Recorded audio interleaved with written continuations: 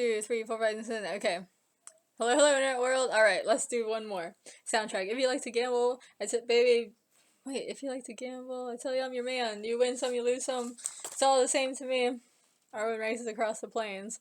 It's suddenly daytime now when it was night a second ago. Or maybe it was just really dark in the forest. Anyway, sure enough, it's not long until the Dark Riders pop out. Oh. Soundtrack. The failure is to blame. Just something, what you said. I didn't even put the real lyrics. I literally just put something. Okay, whatever. The riders try to cut her off, but she's like, hell nah, and darts all around them. Soundtrack. Oh shit, green. The only card I need is the ace of spades. The ace of spades, yeah. Her horse jumps over one of theirs and they crash into each other. She's all laughing and flipping the bird and loving the adrenaline rush. Soundtrack. Playing from the high road, dancing with the devil, going with the flow, it's all a game to me. Now they come to dun-dun-dun, the water part. Arwen just crosses easily. Of course, but the Dark Riders are all hemming and hawing on the other side. Dark Rider number 1. That's not fair! Dark Rider number 2. Yeah, you know we can't touch water. Dark Rider number 3. Yeah, play nice. Other variants complaints. Arwen, what are you, chicken? Bug. Dark Rider number 1. Ugh! You're gonna make fun of us? To the other riders. Come on, guys, screw the water, it's shallow. They start across the creek. Arwen gets out a pair of dice and starts shaking them up. Oh yeah, I forgot about this. She throws them at the lead rider's face. They bounce off of him and land in the creek, stunning him for a moment. He and Arwen both look down at the dice, seeing that they each only have one dot showing. Arwen, snake eyes, you lose. Lead rider, huh?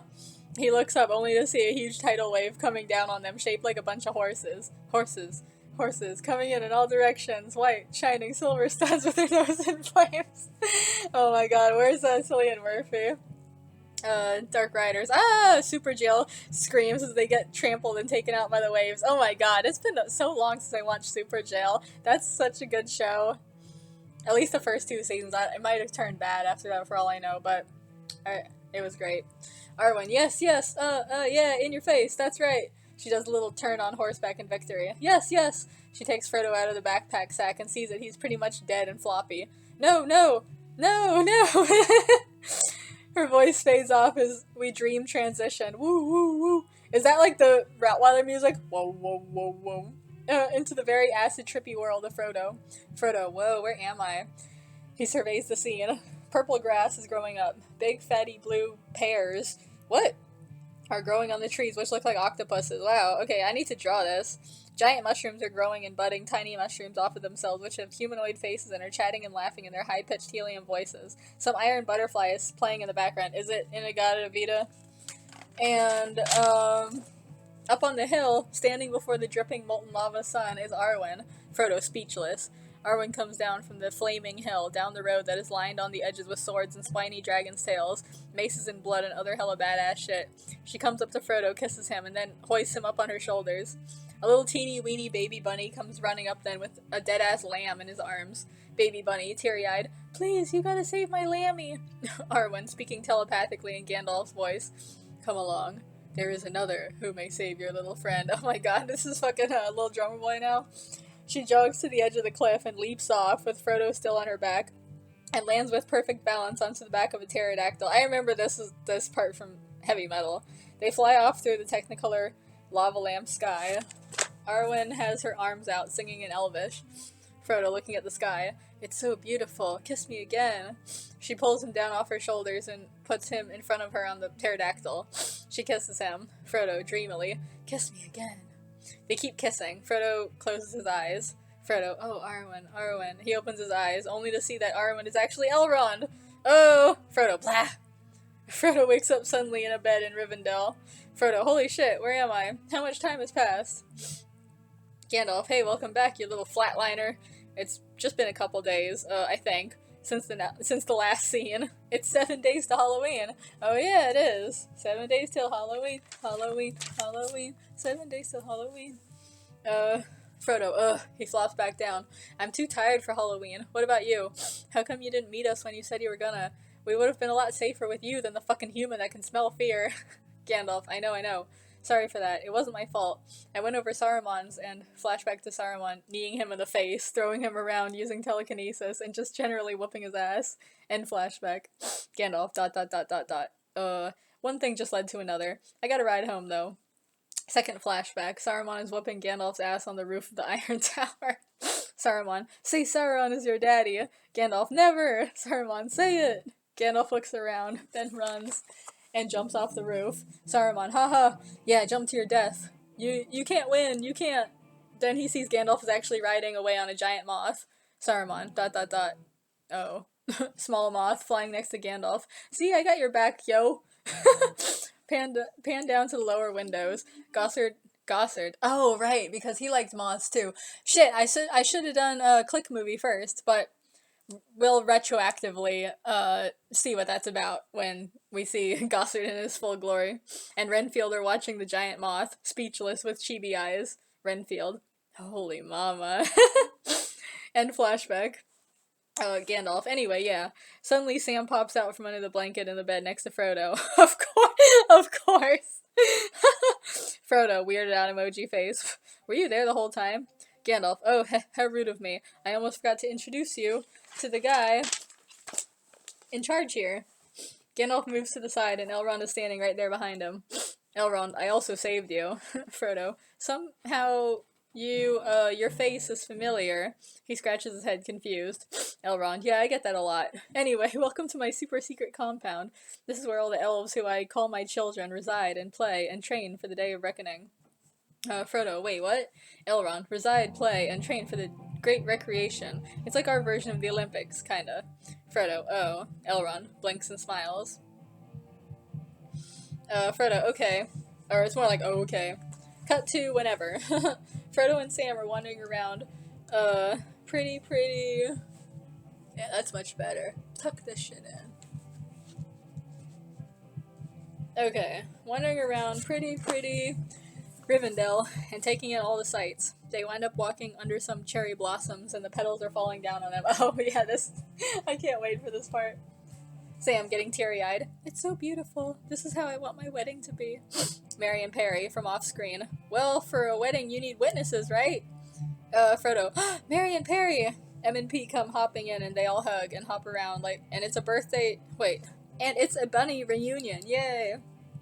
Bilbo starts hobbling in, and you need someone to be minister. Frodo, Bilbo, you're all here. They all hug and hop around, and it's like a bunny reunion. Yay. Sam mutters to Bilbo, you're not a minister. Bilbo mutters back, hey, we're talking fantasy, right? Cut to Bilbo and Frodo just sort of chilling together, talking and passing a blunt, of course. Bilbo, check it out. Plops his book on Frodo's lap. Finished it. Frodo, no way! Bilbo, yep. Looks at the horizon and sighs. Man, I would love to go on another adventure sometime. Relive some of those good times. Frodo, oh, something tells me you will. He looks at the audience. Something tells me. Cut to Sam packing his bags and Frodo walking. Does that to imply that he actually goes back in time and lives out the Hobbit movies? I think that's what it's trying to say. Cut to Sam packing his bags and Frodo walking in on him. Frodo, hey, whoa, what's up? Getting ready to go already? Sam, yeah, dude. He comes up close and speaks quieter. Frodo, did you not realize it's the 90-minute mark? I wonder if that's true or if I just fucking said that. The movie's over. Frodo, loudly, get out! Sam, shh. Looks around. I don't think anyone realizes, but it's true. Think about it. We left home, had an adventure. You almost got killed. You're better now. We were supposed to bring the ring to a safe place. This is a safe place. He takes a breath. See? It's over, dude. Sure, kind of spent too much time ramping up and not enough payoff, but hey, some movies are just like that. I'm gonna go home and cut my hair like John Stamos near the end of the first season of Full House. What? Frodo, but it can't already be over. Getting sad, he goes over and leans on the balcony, looking over the edge with a sigh. He sees some elves down below, all dressed in camo and jogging in formation and doing military obstacle courses and drills and shit. Then there's some others all dressed in white, bowing down to some egg or some fucking weird statue or something. What? Frodo, the hell? Zoom out through a window to reveal that Gandalf and Elrond have been spying the whole time. Elrond, see, they don't want the movie to end yet. They're ready to go another round. Gandalf, oh come on, they're just little homegrown bunnies. You can't just utilize them. What do you think this is, Mission Impossible? Elrond, of course not. It's more like Maria full of grace. Gandalf, you're sick. Elrond, I am not sick. I am desperate. You're the one sitting up here telling me that Saruman's evil now, and we have, no friends, and we're basically fucked. Let's hear Elrond talk like that. Gandalf, you forgot the part about him crossbreeding vampires with mummified Frankenstein monsters to create a super monster. Oh, is that like Christopher Lee, like, all-encompassing, like, reference? I can't help but wonder, where the hell did he get the idea to do that? Elrond, deadpan face. Get those bunnies and that ring out of here. ASAFP. Gandalf. He goes to the window. He looks out the window and sees, da-da-da, the future members of our team arriving. Yay! First Gimli with a bunch of dwarves. But he's the coolest one, obviously, because he's the only ginger. Gimli, yeah, we made it. Dwarf team. Yo, yo. All drink beers, of course. Then Legolas with some other elves. They come riding on horses and dismount. Legolas, oh, what a long-ass ride. My back's killing me. Let's do some stretches, you guys. He goes down into full splits, and all the other elves do equally ridiculous stretches, as if their bodies are made of sour straws. Legolas flops his whole head and torso down on top of his front leg, as if it's nothing. Oh my god, is that a fucking... Yeah, full split, so that's like a hamstring stretch. Ugh, yeah, that is difficult. Ugh, feels so good to just relax. Then Boromir arrives. Boromir looking around confused. This doesn't look like the church's chicken. What? They're on the way to my friend's house, like years ago. There was a church's chicken, and it is pretty good. Back to Elrond and Gandalf. Elrond. Anyway, like I was saying, the elves cannot help. Been there, done that. Got a t-shirt that says, I fought the Dark Lord, and all I got is this t-shirt. My children are gearing up for the day of reckoning. We can't be bothered with this shit. Gandalf, well, geez, don't knock yourself out being too generous or anything. He crosses his arms. Fine, I'll just get someone else. Elrond, ugh, like who? Dwarves. Gandalf, ships. Maybe. Elrond, all dwarves ever do is go mining, sing songs about mining, braid each other's hair, and sit around eating ice cream and watching He's Just Not That Into You. What? They're not gonna help. Gandalf, fairies then? Elrond, all fairies ever do is suck dick and take it in the ass. Gandalf, what about humans? Elrond, eyes narrow. Humans? Don't even talk to me about humans. You want to know what I think of humans? Gandalf, not really. Elrond, roll flashback. Wavy screen into flashback. Elrond is narrating voiceover. Narration. There we were, on the battlefield, in the most awesome moment. Sauron just got disintegrated, the sun had just come out, and both the elf and human armies were in ecstasy. Elrond is walking through a field of bodies, stepping over people making out everywhere the eye can see, and scattered pieces of armor and clothes all over the place.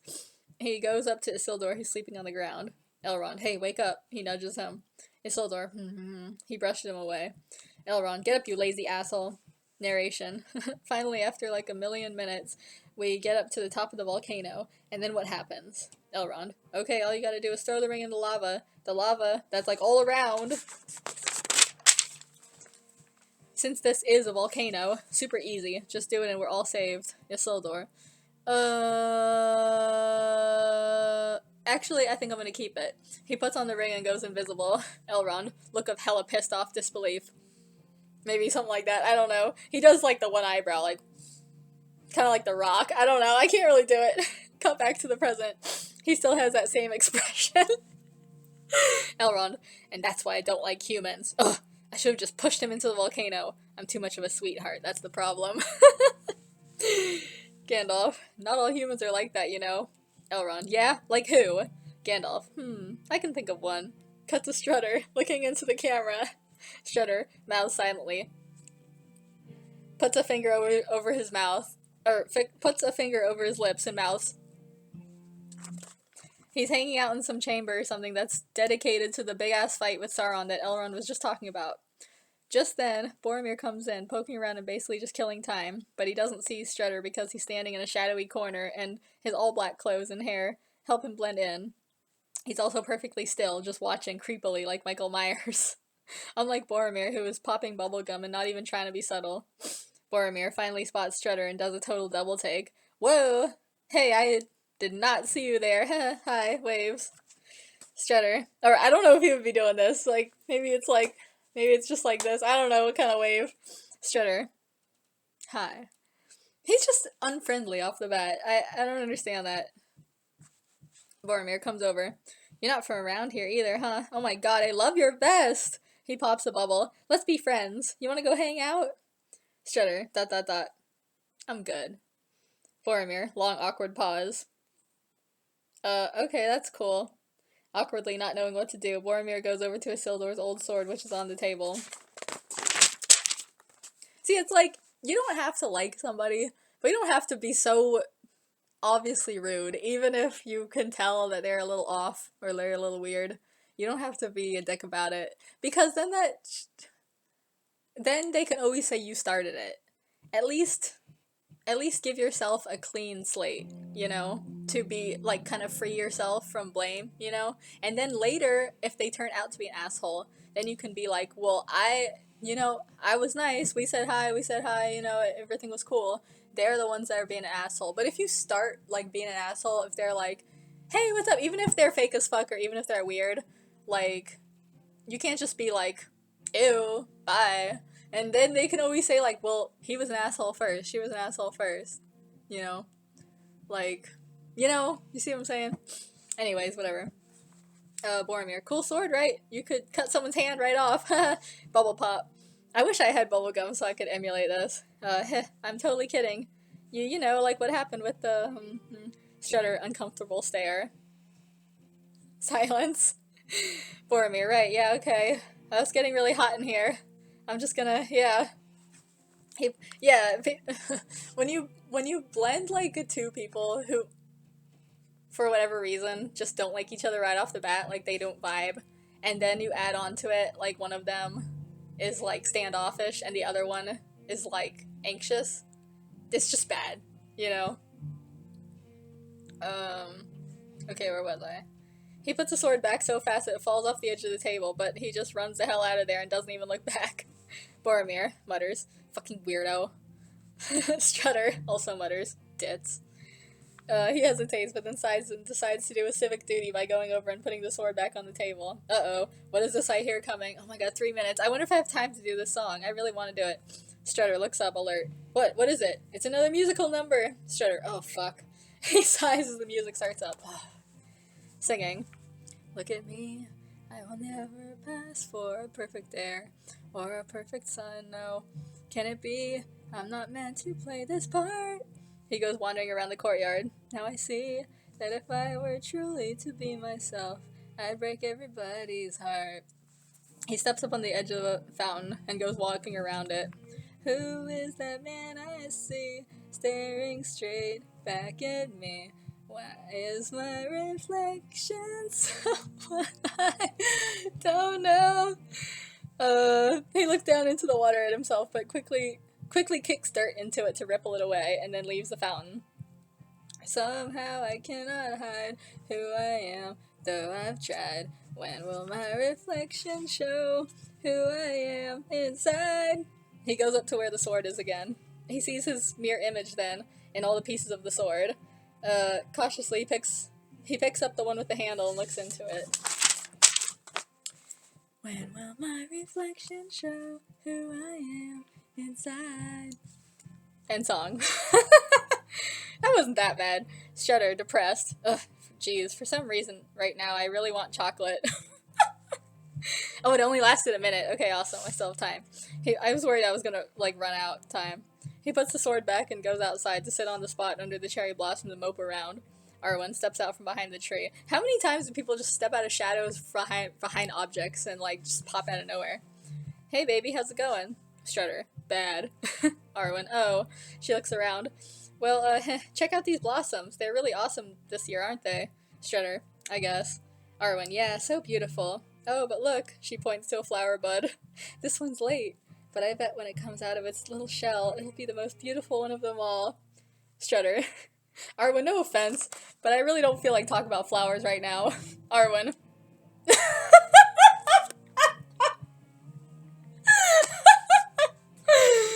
She rips the bud off the branch and throws it on the ground.